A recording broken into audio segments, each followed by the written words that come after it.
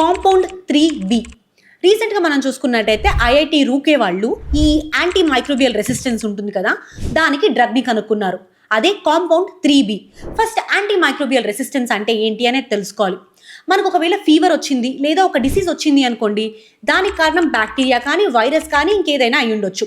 So వీటిని treat చేయడానికి మనం ఏం చేస్తాము, టాబ్లెట్స్ వేసుకుంటాం కదా. సో ఈ టాబ్లెట్స్ వేసుకున్నప్పుడు మనకి ఈ మైక్రో ఆర్గానిజమ్స్ అనేవి చనిపోతాయి అండ్ ఫర్దర్గా మనకి ట్రీట్మెంట్ అనేది జరుగుతుంది.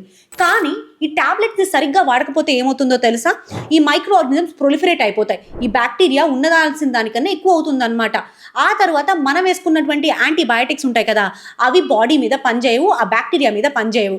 దీన్నే anti bacterial resistance or anti microbial resistance అంటారు. సో దీనికోసం అని చెప్పేసి ఐఐటి రూకే వాళ్ళు కాంపౌండ్ 3Bని కనుక్కున్నారు. సో ఈ డ్రగ్ ఈ యాంటీ మైక్రోబియల్ రెసిస్టెన్స్ని తగ్గిస్తుందంట.